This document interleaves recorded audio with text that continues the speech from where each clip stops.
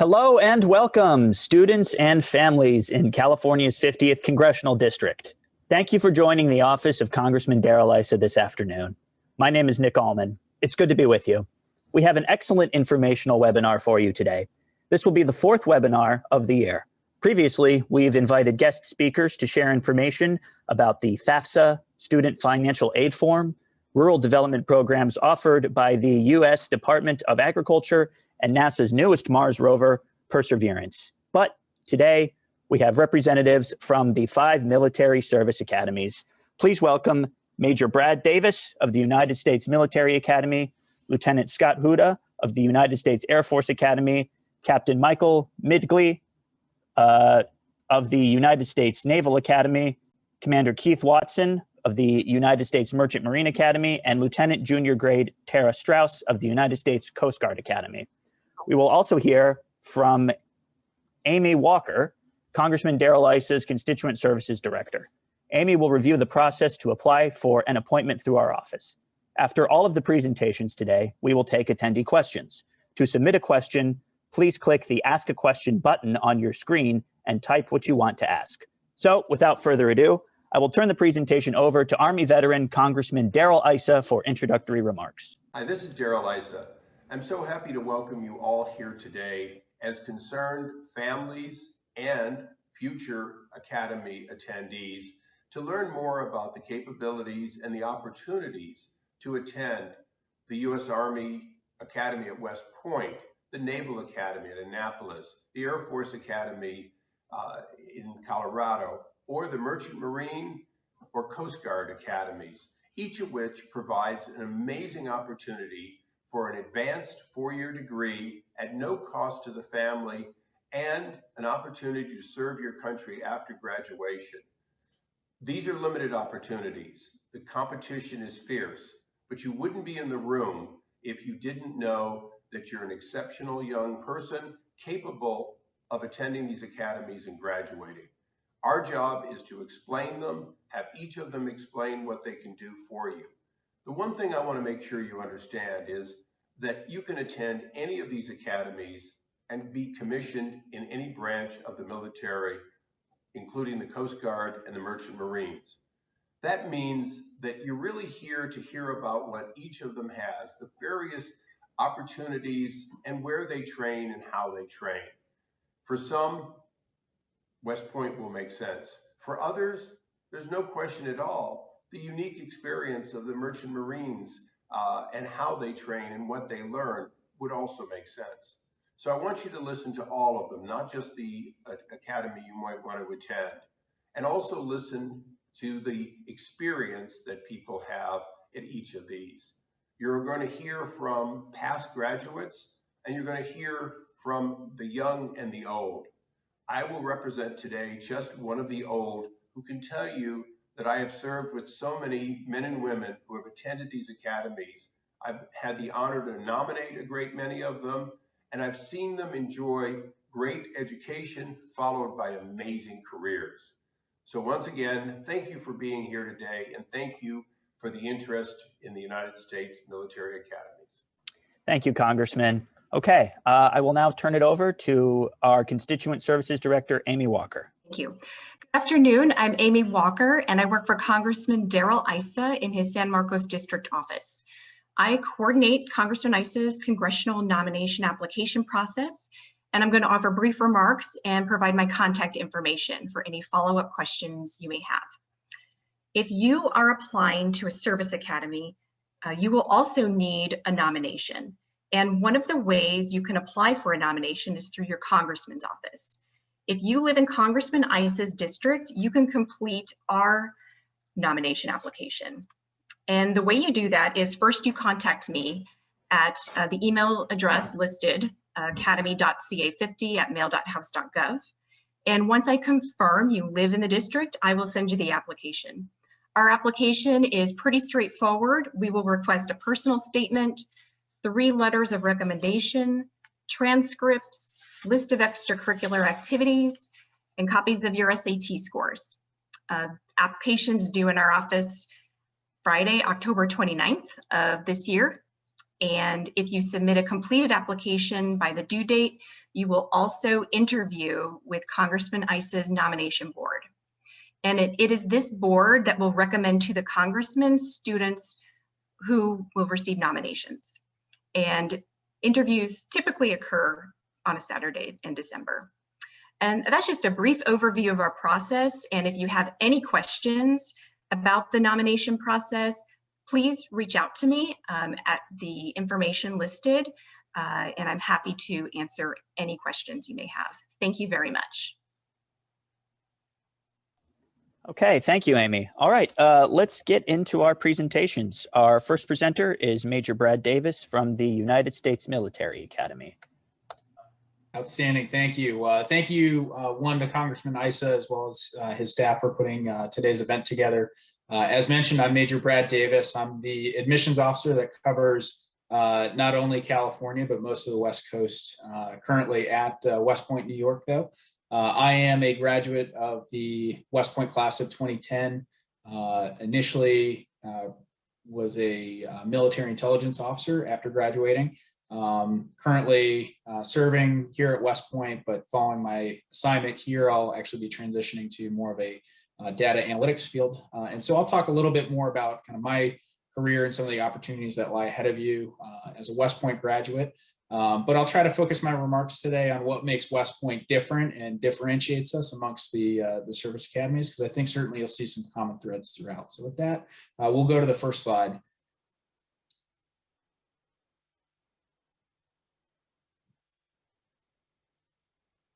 Okay, and we'll go to the next slide, please. So we'll start today by talking a little bit about the West Point experience, and then we'll follow with some admissions notes that I would emphasize for you. But first is at West Point, we are focused on developing leaders of character. And so I'll talk about some of the different aspects of our program here and how we develop our cadets. But you should understand that that's what we're looking to produce, is a graduate who is a skilled and capable leader. Next slide, please. Because ultimately you're going to go on to serve our nation, as with all of the service academies. Military service is a component of that aspect. Next slide. But ultimately what you should understand about West Point is that we're going to challenge you not only academically and physically, but we'll push you mentally and really encourage you to find kind of the extent of your comfort zone and push past that to grow your capability as an individual and as a leader. Ultimately, though, 100% of our graduates go on to serve as active duty Army officers. So Army is our affiliated branch with our institution here. And of note, we do active duty exclusively after graduation. There's no reserve or National Guard component like you may find at ROTC. Ultimately, though, in terms of branching opportunities after graduation, you see some of the opportunities that lie ahead of you as a West Point graduate in military service, as an Army officer. But ultimately, what I would say is because the Army is the largest service branch relative to Navy or Air Force or some of the other branches, is that you have a lot of diverse options in terms of what your job set is within the military. Because it is such a large branch of service, you've got a lot of flexibility that if you try something for a couple of years and you just, say you initially branch into the, aviation as a West Point graduate, you do that for a few years and you determine that, hey, flying is not what you want to continue doing. You've got a lot of flexibility to go into more specialty areas or transfer into another branch. So for me, that's how I was able to transfer into more of a data analytics career field. But certainly if you want to go to medical school or law school, there's plenty of other opportunities for you to transition into other areas later in your career as a West Point graduate. Next slide, please. Next slide. Okay, and so as we talk about West Point, this is our campus located about 45 minutes north of New York City, located on the scenic Hudson River here. But ultimately, what I would emphasize for you about our campus is I won't talk too much about what we're close to or what's right next to you on campus, because a lot of your focus is on what's happening around campus day to day, especially Monday through Friday. There's classes and athletics and things like that. So I would say the majority of your focus as a cadet is what's in your surrounding area, in the cadet area on the West Point campus. But ultimately, we have a very dense campus. I think it would probably take you about 15 minutes to walk from one side of the cadet area to the other.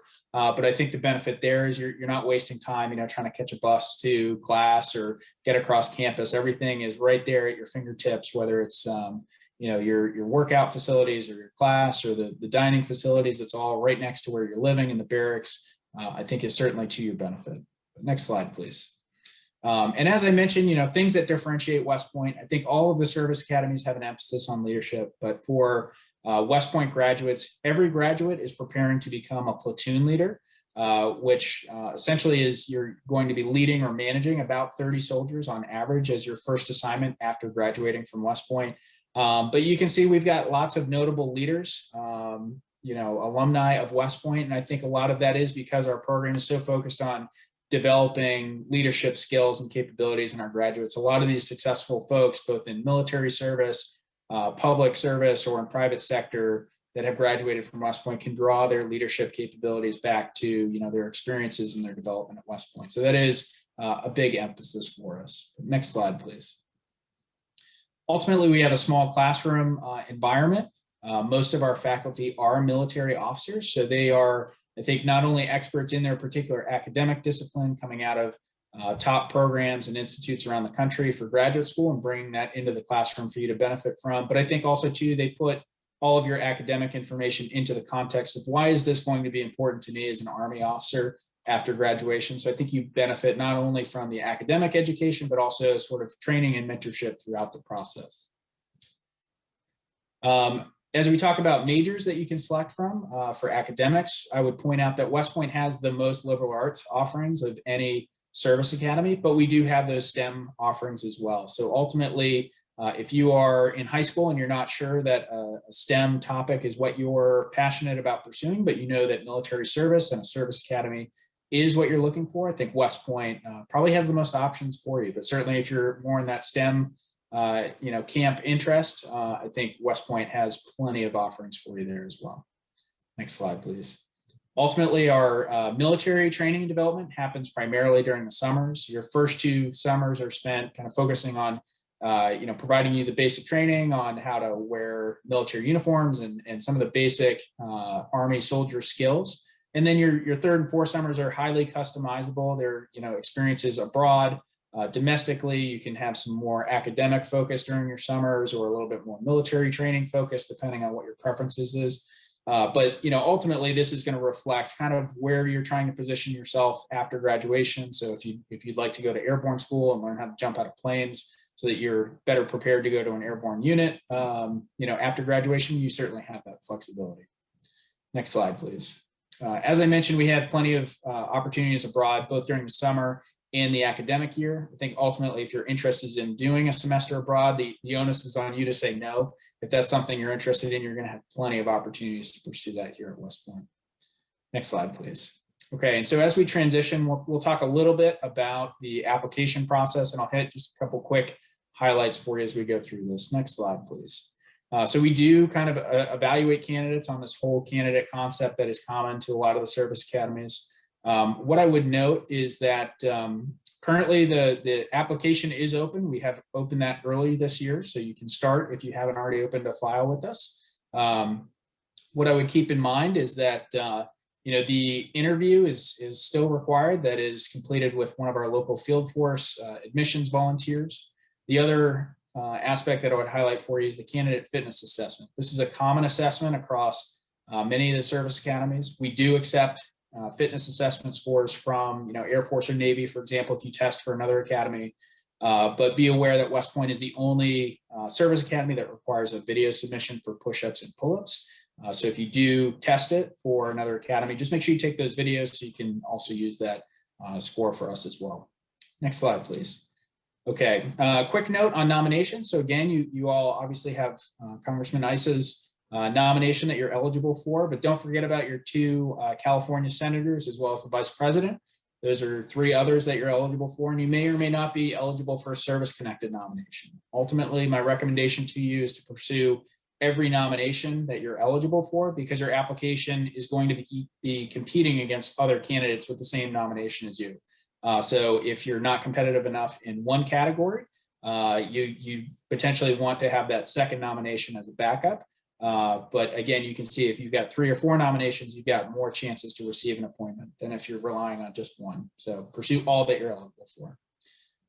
Lastly, I would say, as you listen to the different representatives speak today, get a sense for what is the personality of this, speaker and their institution that they're representing. I think it's important to note you're going to have a common kind of experience across all of the academies, but ultimately each one has a slightly different flavor of what their experience represents. So here at West Point, I would say we have a definite emphasis on leadership because you will be leading, young men and women immediately after graduating from West Point. But also, we are going to physically and mentally push you and demand a lot from you. So if you're looking for a challenge, you're looking for that personal growth, then I think West Point is definitely the right place. But ultimately, no matter what you decide, make sure that, it suits your interests. It's not somebody else's interest that you're pursuing. Summer Leaders Experience, if you're not yet a high school junior, I would encourage you to look at this program. It's our 1-week experience here at West Point on campus, but the window for that would open in January of your junior year. So you can find more information about this program on our website. Next slide. And lastly, follow us on social media, Facebook, Instagram, and YouTube. Our handle is West Point Admissions, but we have a lot more in-depth information that we have more time to go into. So I encourage you to check us out there. Next slide, please. And with that, I'll turn it over to the next briefer. Thank you very much for your time. I'll drop my information in the chat window as well. So if you have any subsequent questions, you can reach out to me in the future. Thank you. Major Davis, thank you for that presentation. Okay, next up, we have the United States Air Force Academy, and our presenter is Lieutenant Scott Huda. Good afternoon, everyone. I am Second Lieutenant Scott Huda. I work as an admissions advisor for the United States Air Force Academy. I'm actually technically stationed out of New Jersey, but I work all across the nation. So I'm presenting in California today. Slide, please. I'm originally from South Jersey, so for me doing this assignment, it's really awesome to get back to my roots. I just graduated in 2020, so I'm definitely the new guy on the block when it comes to presenting all these slides. My major during my time at the Academy was business management. So anything to do with finance, accounting, marketing, I was really interested in that. So that's what I ended up deciding to pursue. After this assignment here in a couple months, I'll actually be moving down to Dyess Air Force Base in Texas to be an aircraft maintenance officer on the B-1 bomber. So I'm super excited to move on to that and kind of change up the speed. In my free time, I love snowboarding, big snowboarding guy. I love video games. And if I'm not doing either of those or working, I'm usually in the gym working out. So the Air Force Academy is the only Service Academy, not located on the East Coast. We're a little bit closer to you guys in California, in Colorado Springs, Colorado. We're located right at the base of the Rocky Mountains, so we get a lot of beautiful views. And for me, growing up on the East Coast, it was definitely a huge change in scenery. Here you can see our whole campus, pretty much everything that you're going to see in your day-to-day life. So it's really small like any other service academy, and we have Colorado Springs right outside of our door. Slide. Here are our airmanship programs, which kind of is the biggest difference between Army and Navy and us. So on the top left, we have our Airmanship 490 program, which is our jump school. So cadets, after your freshman year, if you choose to do so, you'll go through our jump school, which is 48 hours of ground training, followed by 5 jumps out of a perfectly good aircraft. And for me personally, I'm not an adrenaline junkie. I'm kind of afraid of heights, and it was definitely a well worth experience. Absolutely amazing. In the bottom left, we have our RPA program where cadets work hands-on with the drones as well as the software and systems behind them. In the bottom right, we have our soaring program. So cadets go up in gliders, which are just really big engineless planes that are pulled up into the air. And from there, they're allowed to are able to take control of the aircraft and kind of stay afloat for a while. In the top right there, we have our space program where cadets have the opportunity to build the satellite and kind of work on the payload itself. And then once it's in orbit, they actually work with SpaceX and NASA to maintain the function of the satellite. Slide. Here's a quick look at our college rankings. Obviously, like any other service academy, we're very high in engineering, but we do have very high liberal arts rankings at 28 in the nation. And that's according to US News and World Report. Slide. A breakdown of our majors and minors. One thing that I do like to point out that it makes us different, really any service academy different from a normal college, is you're going to take 91.5 semester hours of core classes. So that means that everyone that graduates in your class will all take the same classes, and 91.5 credits is a lot. Quick look at the majors, actually. Two things I like to point out. Our data science major has been ranked in the top 10 of Forbes highest earning majors for the past 5 years. And then we do have two additions with the space operations major under engineering and the space warfighting minor under social sciences. And obviously with the Space Force, we're just basically trying to get our cadets the most experience in order to be the best leaders that they can be for our Space Force. Slide. So out of the academy, our cadets will go into 35 different career fields. 50%, so about 500 or so, will go pilot. With the addition of the Space Force, like I said, 10% will go into the Space Force, so about 100 to 150, and then 10% to grad school. And these programs are all around the world, from China to England, your MIT, Harvard, Stanford, you name it. Slide. And then a breakdown of our actual career fields. So on the left side, we have our longer than 5-year commitment career fields. So these are jobs that require a lot of specific training to get into them. So pilot, for example, they're going to teach you how to fly, teach you different maneuvers, get you comfortable with your airframe itself before you're actually able to fly by yourself. In the middle, we have our 5-year commitment career fields with no specific degree required. So anyone that goes to the Air Force Academy can go into any of these career fields. And on the right side, we have our degree specific career fields.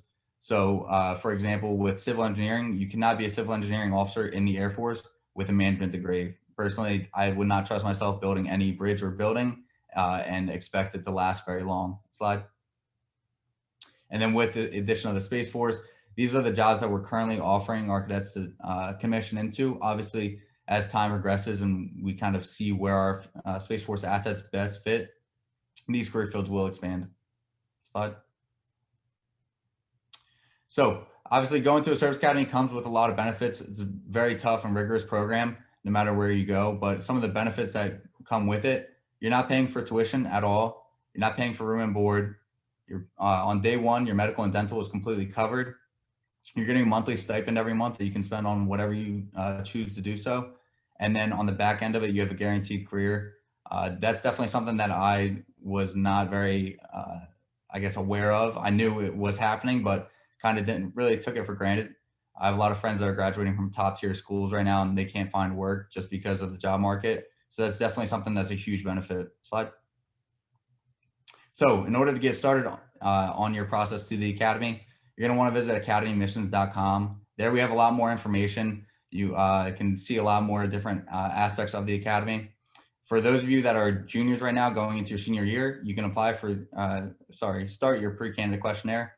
And then for those of you that are younger, you can apply for summer seminar as well as look into Future Falcon. And then obviously with COVID, we've definitely realized the importance of social media. So make sure you're following us on all of our social media platforms. Slide. So when we're looking at your application, we're looking for a few different things. We're making sure that you're academically competitive, physically qualified, medically qualified, demonstrate good character leadership, and then obviously you must receive a nomination. Slide. Quick breakdown of our numbers. So we start with right around 11,000 initial applicants. So these are people that submit the pre-candidate questionnaire. From that, we pull right around 9,000 to the candidate pool, dropping down to 4,200 to 4,500 in the qualified candidates. And then we end up accepting right around 1,200 into the class. So I always like to point out that if you Google our acceptance rate or any other service academy acceptance rate, it's going to be a number right around 10%, 11%. But that's actually going from that initial 11,000 down into the 1,100. So realistically, if you complete your application and check every box, you actually really have a 20 to 25% chance of getting in. So I always like to say, in order to compete, you must complete. Here's my contact information. If anything ever pops up, sorry about that, please feel free to reach out. It's my full-time job and I love doing it. Thank you.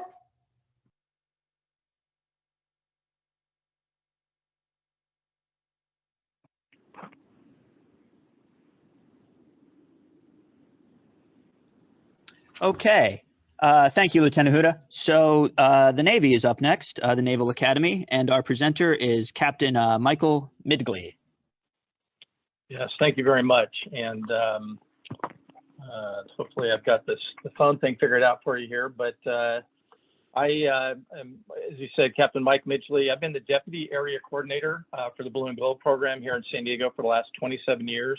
I'm a 1985 graduate from the Naval Academy, and I was a surface warfare officer after graduation for 30 years. Next slide. Okay, next slide. Okay, this will give you a snapshot of the Naval Academy. We've got a pretty low student to faculty ratio, of course, as many of the other academies do as well. 90% graduation rate. As you've heard already, all the service academies are tuition free. We're no exception, and everybody gets a job when they graduate. So I'll talk more about the opportunities there in just a minute. And we actually have 26 majors now, which I'll go into. Next slide.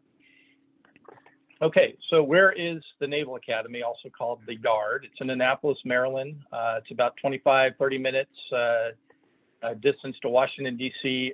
And Baltimore, different directions. The list there on the left will give you some idea of the types of facilities that are there on the Yard. This gives you a breakdown of the Brigade of Midshipmen. It's pretty diverse from all 50 states, territories, and other foreign countries. Breakdown right now, about 72% male, 28% female, although that number for females has actually been increasing here and will probably go up this year. Next slide. So what do we have to offer? Next slide. Okay, so the education, each graduate will be commissioned in either the Navy or the Marine Corps. This is a 4-year college program. Everybody graduates with a Bachelor of Science degree in 26 majors, which I will list here in just a second. There is a core curriculum, so the interesting thing is that everybody will graduate with a Bachelor of Science regardless of degree because of the sheer number of engineering and science courses that everybody takes, even if you're a humanities type of major.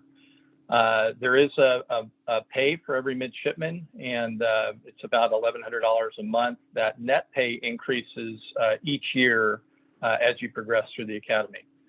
So again, full scholarship, as I mentioned, which includes everything, your tuition, room, board, meals, medical, dental, all that's covered as well. And you are issued all the personal equipment that you need. We also, like the other academies, have a very intensive summer training program. You start off with what we call plebe summer, and that's an indoctrination boot camp, if you will, for to get you indoctrinated into the military. But then other summer opportunities include going on cruises and also getting exposed to the various warfare communities that the Navy and the Marine Corps have to offer. On graduation, you will be commissioned as an officer in one of those two services, and there's a minimum of 5-year service commitment. Some of the pathways that you can follow are surface warfare, as I did, aviation, special warfare like Navy SEALs, submarines, Marine Corps, cyber warfare, and then some of the restricted line opportunities, which are very select, I'll have to say, because most of the graduates go into the areas on the left there on that lower right box. The cryptologic, medical, dental, intelligence, and oceanography, there are limited spots for those upon graduation. Slide. And here are a list of the 26 majors, so you can kind of take a quick glance at that. Pretty heavy engineering. A lot of those engineering degrees on the left are accredited engineering programs for the Naval Academy. Okay, athletics. So we are in Division I level sports with 33 teams, 11 women and 18 men and 4 co-ed. There's also a number of clubs, and then of course intramurals. The important thing to note here is that every midshipman will participate in the sport while they are at the Naval Academy in one of these categories. Next slide. So what's the application process? Next slide. I will say too that the other two representatives from West Point and Air Force kind of gave you a preview, and the overall process, and I know you've heard a little bit from Amy as well about the nomination process, is the same for the academies. There is a requirement for nomination, and that has a certain process.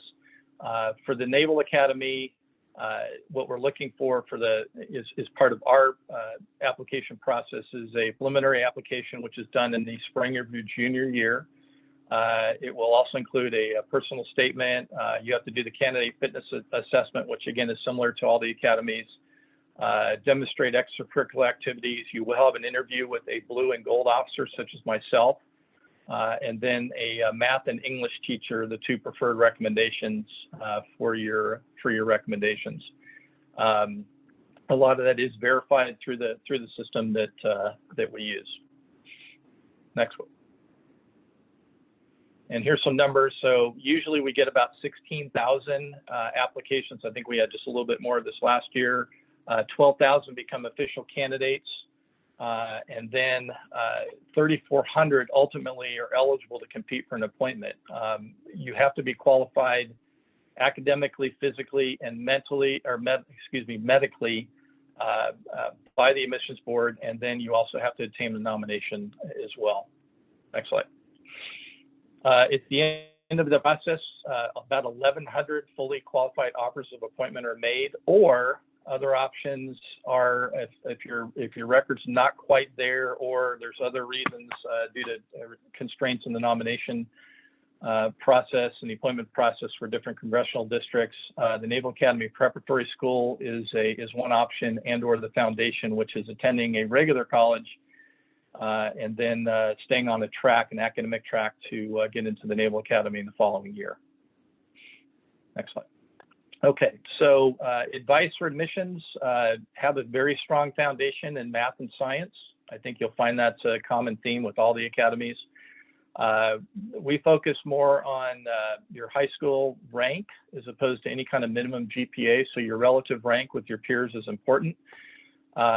Take the ACT or SAT. I can say we just got word that the Academy is going to have a flex test policy this year, just like they had last year, which means that you have to attempt to take the SAT, but if you can't because of different restrictions, COVID and so forth, then you just have to document that for the Academy. So that's going to be a flexible policy going forward. Okay, and then I'll end here with what are the top 5 reasons for going to the Academy? As we mentioned, full scholarship. Of course, that applies to all the academies. Guaranteed job after you graduate. That's a great location. Annapolis, Maryland is one of the best small school cities out there for attending college. Of course, learning leadership and character development, and graduating. And I guess we're going to save questions for later, so I'll stand by for that. Okay, thank you, Captain. And I agree about Annapolis being maybe the best city ever. Okay, the second to last academy that we're going to learn about today is the United States Merchant Marine Academy, and our presenter is Commander Keith Watson. Good evening, everyone. As stated, my name is Commander Keith Watson. I am the Assistant Director of Admissions, and I am also the Diversity Admissions Officer here at the Academy. Next slide. United States Merchant Marine Academy is located 16 miles outside of New York City along the Long Island Sound. Next slide. What is our mission? Our mission is to educate and graduate leaders of exemplary character who are inspired to serve the national security, marine transportation, and economic needs of the United States as licensed merchant marine officers and commissioned officers in the armed forces. Next slide. Just a little history about this slide. I'm not going to go through every last one of them, but the one I like the most is the last one. United States Merchant Marine Academy became the first federal service academy to enroll women. That was in 1974. The next one did not do it until 1976. Next slide. A lot of individuals ask, what is a merchant marine? What does merchant marine do? Well, before I even read each one of these, this is what I want you to do as I go further through this presentation. I want you to stop and think about everything you use every day of the week. Merchant Marine Academy is probably the most important thing in your life every day of the week.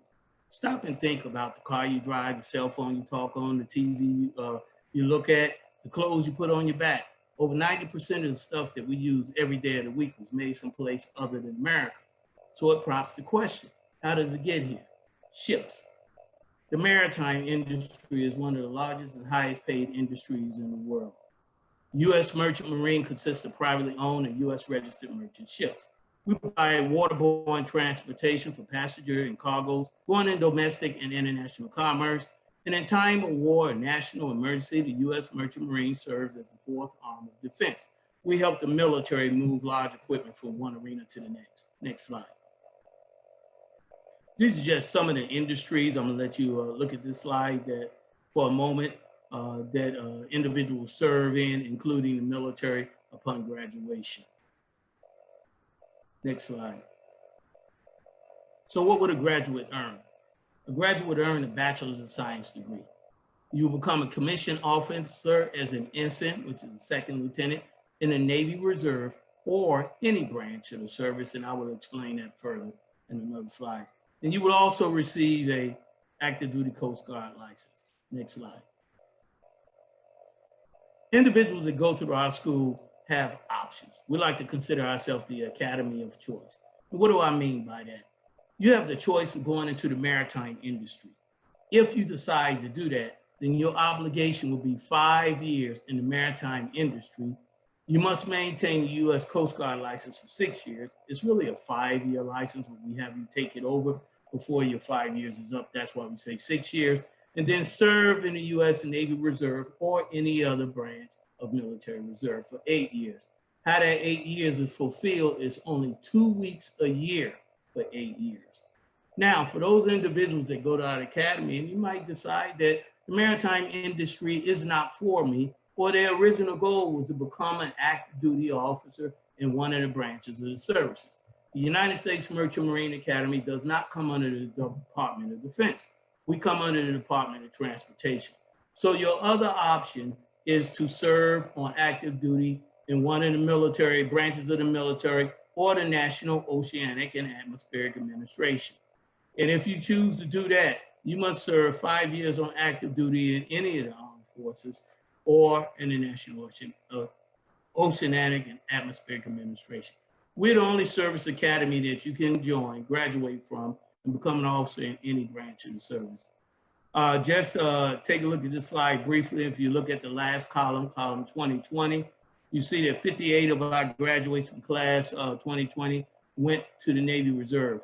69 went to Navy Reserve on the engine side. 33 went to the Navy, 17 went to the Coast Guard, 5 went to the Air Force, 8 went to the Army, 14 went to the Marine Corps, and 2 went to NOAA. 38% of our graduates from that class year went on active duty. Next slide. We're on what we call a trimester system.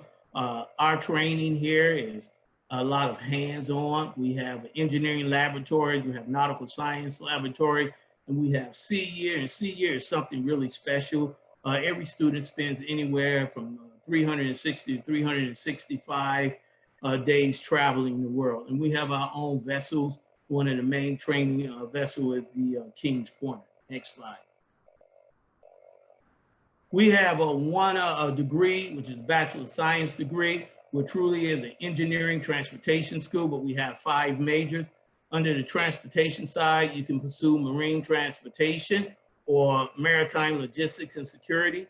And under the marine engineering side, you can pursue marine engineering, marine systems, engineering systems, or marine engineering and shipyard management. Next slide. This is just a snapshot. I'm not going to read each one of these, but because we are an engineering school, I wanted you to notice that at the top of each one of them, whether you go on the engineering side of the house or the transportation side of the house, calculus, physics, engineering, calculus, physics, engineering, chemistry. Becoming a student at an academy is a very competitive process. I would admit to you, I've been doing this for 7 years now, and some of the individuals don't have a chance to even become a student, but the #1 reason why is that they don't make themselves competitive enough up front. It's very important that you have subjects like calculus, physics during your time in high school, or at least trigonometry. These are the courses that's going to make you competitive as you go through the application process. Next slide. I mentioned Sea Year. Our students see anywhere between 365 days of the year. I call it ship hopping. One year you might be in Africa, the next year you might be in a Long Island shore. You can be in Australia. It's a very exciting time, but however, it, in my mind, is the toughest time of the year.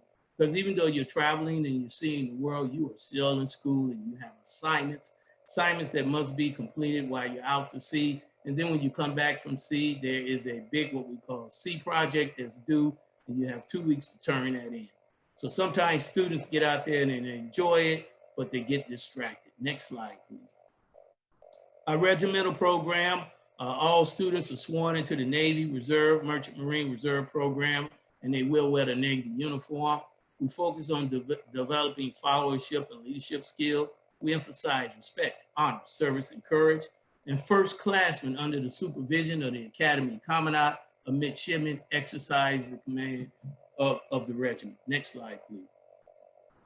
Just a shot of the typical day. We start at 0600 in the morning. And the average day ends at 2200 or 10 o'clock in the evening. Lights out between 10 o'clock and 6 in the morning. Next slide, please.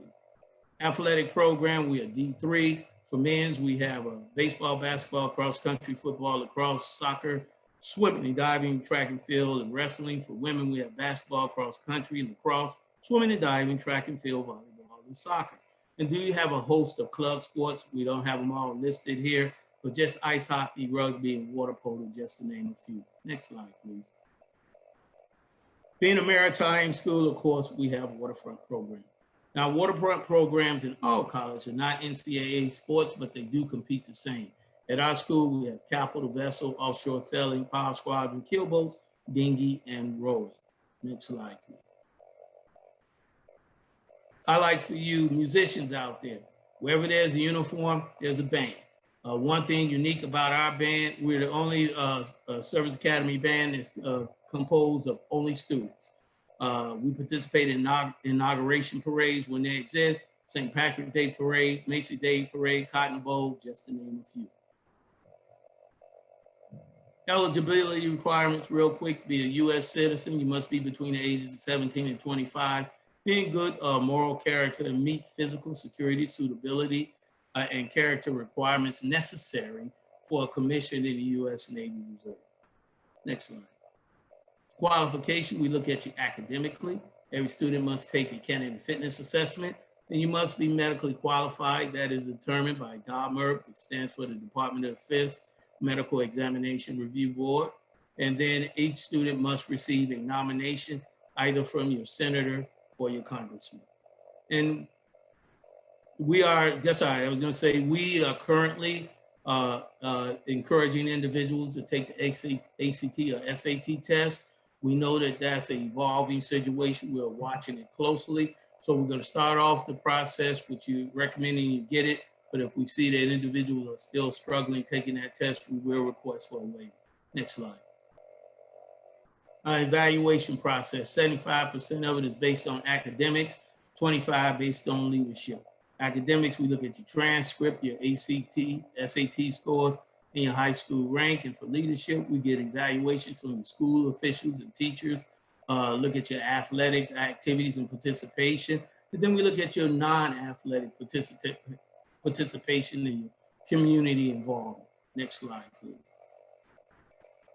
Physical qualification, candidate fitness test would consist of basketball throw, pull-ups, but flex arm hang for women, shuttle run, modified sit-ups, push-ups, and a 1 mile run. Next slide, please. When you go through the medical process, the Department of Defense Medical Examination Review Board will determine if you're qualified, disqualified, or remedial, which simply mean that you haven't decided yet. You must meet height and weight standards. And then case by case, we will request a waiver. It's very important that you start the medical process as early as possible. You may be jock of the year, but we encourage you to be honest during your medical examination. And you might have went through something at an early age, and you never know how the doctors will look at that. The earlier you complete this examination, the more time we'll have to put efforts into getting a waiver approved. Next slide. Nomination, everyone is eligible for 3 nominations, 2 from the senator, 1 from a representative or congressman. But once you get 1 nomination, you're good enough for us. Nominations must be at Kings Point no later than January 31st of each year. A nomination is the legal authority to tender an offer of admissions. If you do not receive a nomination, we cannot extend you an offer. Be aggressive in pursuing your nomination. Next slide. Once again, the application process, official high school transcripts, official test scores, school profile, candidate activity records, your biographical essay, and school evaluations for your math, chemistry, physics teacher, and English. Everything must be in by February 1st. Next slide. This is just a brief timeline. I'm gonna skip through that. It's just that we want you to pace yourself as you go through the process. Strategy, get your application in. The student drives the application process, not the parents, and complete it as early as possible. Next slide, please. Just put this slide up there to let you look at some of the individuals and what they're made of. We got 25% ranked in the top 40, well, 90% ranked in the top 40% of their class. And you can see they participated in athletics. A lot of them are members of Boy Scout or Girl Scout and Eagle Scout or Gold Award, just to name a few. Next slide. We have a candidate orientation. We encourage individuals to visit our campus. We are under COVID protocol right now, but they are being lifted, watching that closely. So please reach out to us to find out what days you can visit. We have both day visits and overnight visits. Next slide. And we can go to the next slide. Any questions? Once again, my name is Commander Watson. Visit our website at www.usmma.edu. Thank you. Thank you, Commander. Okay, so we have our final presentation next. It is about the United States Coast Guard Academy. Our presenter will be Lieutenant Junior Grade Tara Strauss, and we don't have a slideshow for this one, so I'm going to leave Amy Walker's information up again, if any of you didn't get a chance to take it down earlier. So with that, Lieutenant Junior Grade Tara Strauss of the United States Coast Guard Academy. Hi, everyone. As introduced, I'm Lieutenant Junior Grade Tara Strauss. I'm a 2018 graduate from the Coast Guard Academy. I'm so happy to be, they saved the best for last, in my opinion. Unfortunately, I don't have any slides, so I'm just going to kind of speak to the Coast Guard Academy, my experience, and then also my experience after graduation. So like I said, I was a Coast Guard Academy class of 2018 graduate. I'm originally from Sarasota, Florida. I went to the academy. I was an operations research major. I rode crew, and I also ran triathlons. And then after graduation, I got orders to Navy Flight School. So I went down to Pensacola, Florida, went to flight school, and then I am now at Sector San Diego, where I fly the MH-60 Tango, and I'll be here for the next 4 years. And our primary mission out here is it's heavily focused on search and rescue and law enforcement. So that's just kind of my background. And so now I'll go ahead and talk to you guys about the Coast Guard Academy and just kind of some overall information, and also the Coast Guard in general, because the Coast Guard is a very small service, and the Academy is also very small. Not too many people know about it. And it's honestly, in my opinion, kind of a hidden gem. So just to give you a little information about the Coast Guard. So these are just some statistics that I think are very interesting. So at home, every day, the Coast Guard saves 14 lives, interdicts 14 illegal migrants at sea, conducts 109 search and rescue cases, and seizes $9.6 million worth of legal drugs. So this is on an everyday basis. And the Coast Guard is doing this with a total of 40,000 active duty members. So just to put this in perspective, the New York Police Department is just above 40,000 members, and the Coast Guard only has just under 40,000 members. And we do all of this with just that limited amount of people. So we're busy and we do a lot, and we have 11 statutory missions, and it's just a great service. So to give you a little information about the Coast Guard Academy. So the Coast Guard Academy is in New London, Connecticut. It's about 2 hours from Boston and then 3 hours from New York City. So it's centrally located, and we have great little towns close to New London. So we have Groton, which is right across the Thames River, which we're located on. We also have the town of Mystic, and then Westerly, Rhode Island, all within about a 30-minute driving range. So for the size of the academy, it's going to be about, right now there are currently 1,100 cadets enrolled at the Coast Guard Academy. So put that in perspective, the entire Corps of Cadets has 1,100 people. So there's about 200 to 250 in each class. So class sizes are very small. For our majors, we have 9 majors, primarily engineering majors. So for our engineering majors, we have civil engineering, mechanical engineering, electrical engineering, and naval architecture. And the Coast Guard Academy is ranked as one of the top engineering schools, just like the other service academies. We also have a new major. It's going to be cyber systems. So one of the unique things about the Coast Guard Academy is that it just opened up a spots for after graduation. You can directly go to Cyber Command. And so they created a major first in cyber systems to help facilitate cadets going from the academy directly to Coast Guard headquarters to help develop our cyber program. Then we also have operations research, which was my major, marine environmental science, government, and management. So one of the unique things about our academy is because it is so small, the student to faculty ratio is also very small. So we have about 8 students for every 1 faculty member, which is a great number. So you get a lot of one-on-one time. You're not really looking for you're not having to hunt down your professors. There are no such thing as office hours. If they're not in class and they're in their office and they're ready to help you. Another interesting thing is that 85% of our commissioned officers go on to pursue a graduate degree paid for by the Coast Guard. So this is an incredible number. So, 85% of people who continue to serve in the Coast Guard, they're going to go and get an advanced degree that's paid for by the Coast Guard. So kind of going on to sports. So we have our varsity sports. We're a D11 school, or excuse me, a D3 school.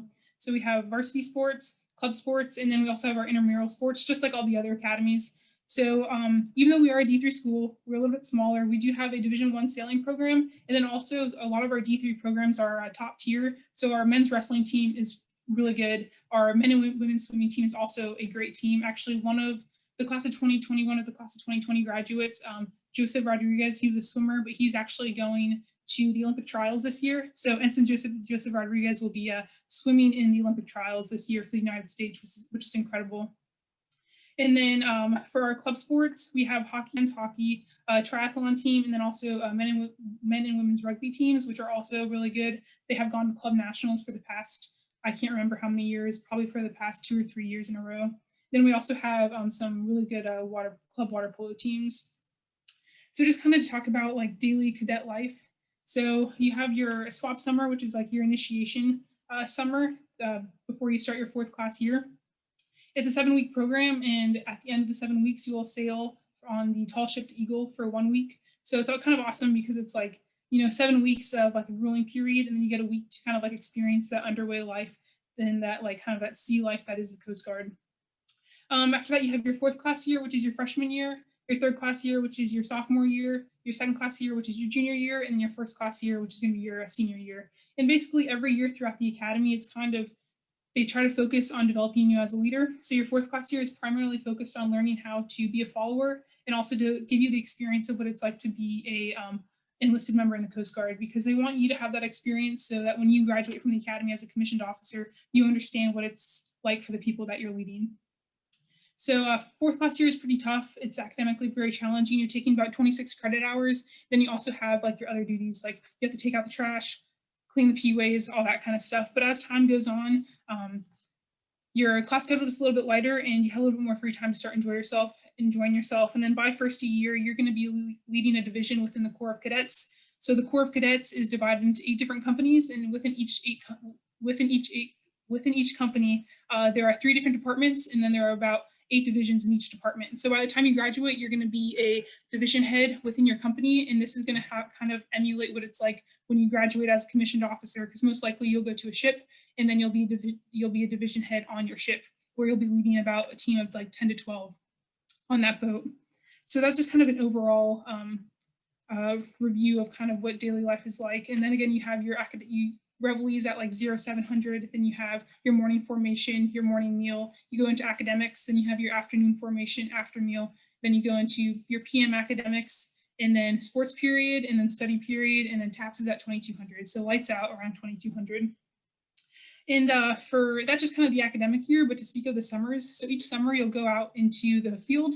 So the summer between your 3rd class year and your 4th class year and your 3rd class year, you're going to go out into either to a Coast Guard cutter, a small boat station, and you're going to kind of fill the role of an enlisted person. So for me, my 3rd class summer, I went out to a small boat station, Golden Gate, which is in Sausalito, California, and they have the 47-foot motor lifeboat, and that's kind of one of the Coast Guard surf boats. So it can go out into the surf and it can roll 360 degrees, and so it'll self-right itself. And so what you're doing out there is like, I got qualified as a 47 motor lifeboat crew member. So I was actually standing duty and going out on missions with the crew, and it was awesome.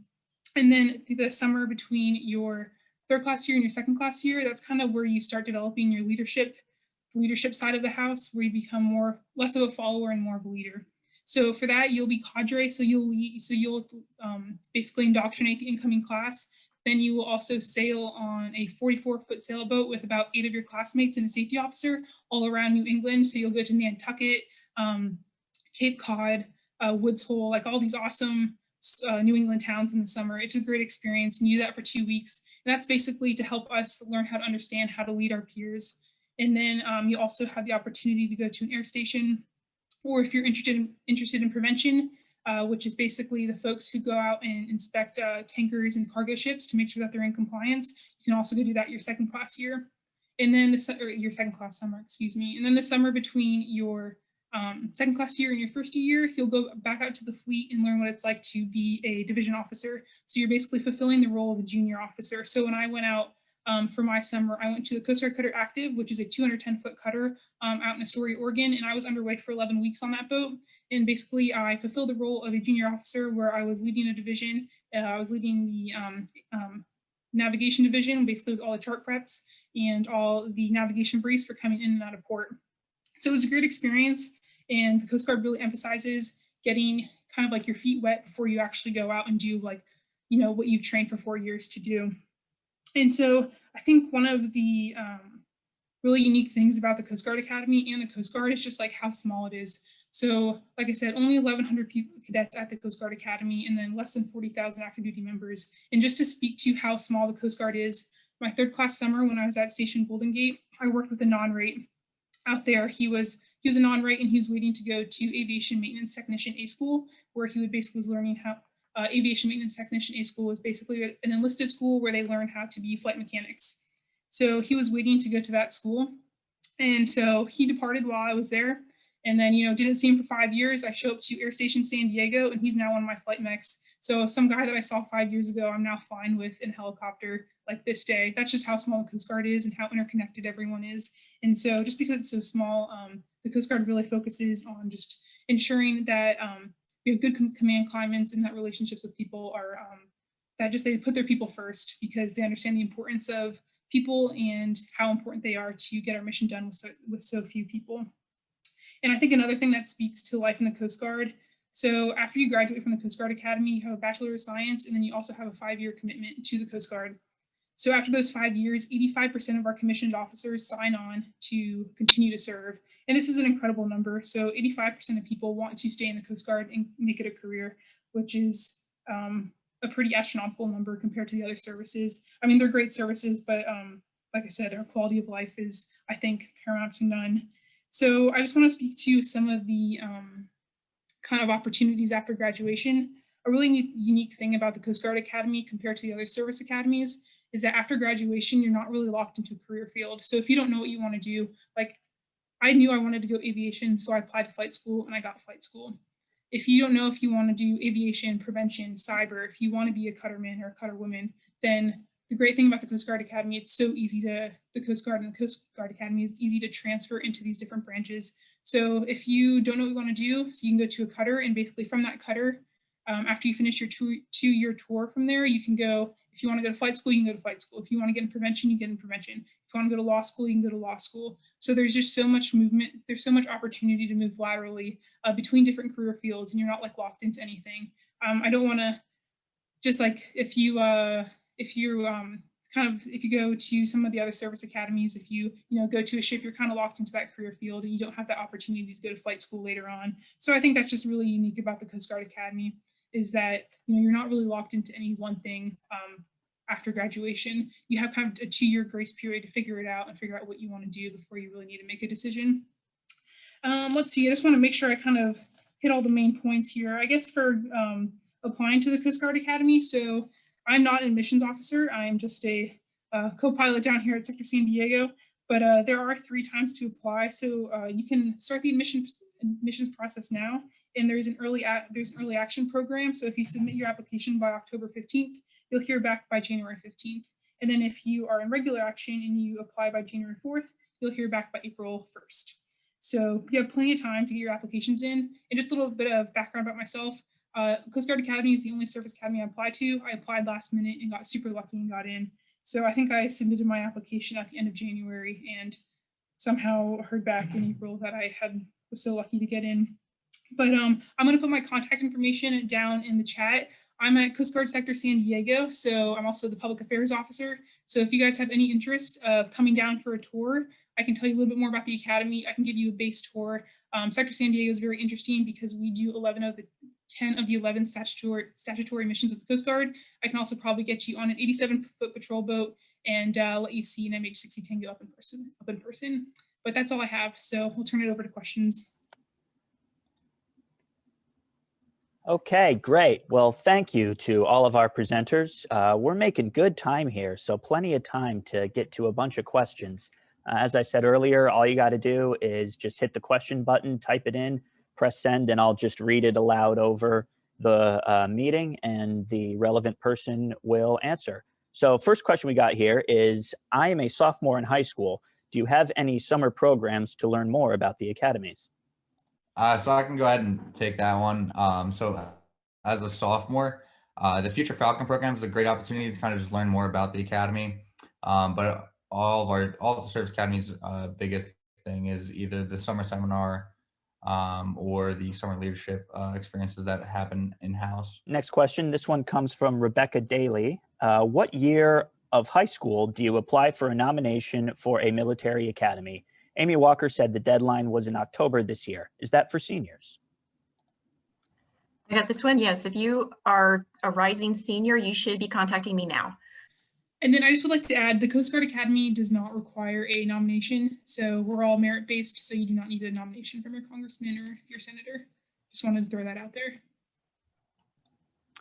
Okay. The next question comes from Ryder Kelly.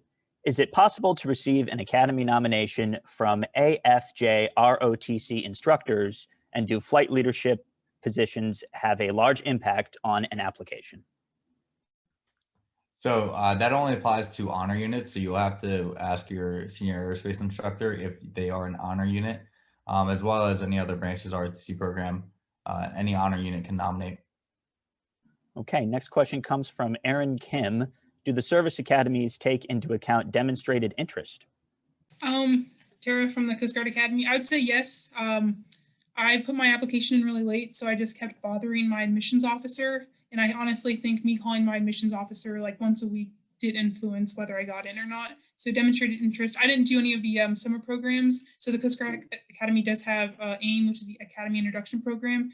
And that is basically a one-week program for perspective for rising juniors to experience the academy and also kind of get a taste of SWAB summer. I did not do that, but I know that a lot of folks who do AIM do get into the academy. Okay, our next question comes from Austin Weidman. For the Navy and Coast Guard academies, would a person be disqualified for being a candidate if they were medicine dependent or reliant? I guess I could take the first cut at that. It all depends. I hate to give you that answer, but it depends on what medical condition you have. So what you can find on a lot of the academy websites, including ours, is some of the disqualifiers that will preclude an ultimate appointment. Another question from Ryder Kelly. How highly does the Naval Academy value extracurriculars and sports? I've seen some of my swimming and water polo teammates earning their letters of appointment via their sports career. Well, I'll tell you, and I think all the academies would say this, that sports and extracurricular activities are valued highly no matter what.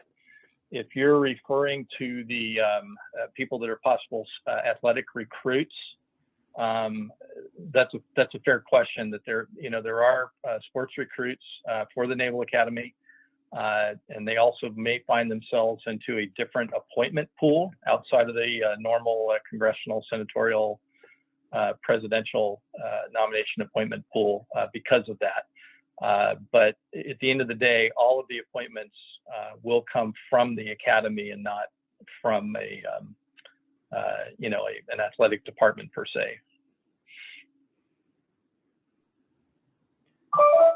Okay, next question comes from David Martinez. I have submitted a request for a nomination packet. When should I expect it? Thank you. So Amy, I guess that would be directed to you. Yes, so what I would say to David is please make sure that you emailed your request to academy.ca50@mail.house.gov. And upon receipt of that information and confirmation that you reside in the 50th Congressional District, you will receive an application for nomination. Okay, next question comes from Eric. Eric says, I was attending UC East Bay and COVID-19 took place. This would have been my third year. Can I still apply to an academy? So you have to, I know for the Coast Guard Academy, and I think for a lot of other service academies, you have to be between the age ranges of 17 and 22. I will say I had one classmate who actually who graduated from the University of Buffalo. So she was 22 and then she applied to the Coast Guard Academy and she was part of my class of 2018. So she graduated from the University of Buffalo, I think the year prior in 2017 and then, or excuse me, 2014, and then was a 2018 graduate. So you can still apply. So she has 2 undergraduate degrees now. And I would chime in on here as well. You can transfer or become a student at the academy, but keep in mind that regardless of how many years that you may have a previous college education, when you come to the academy, you will still be required to complete 4 years.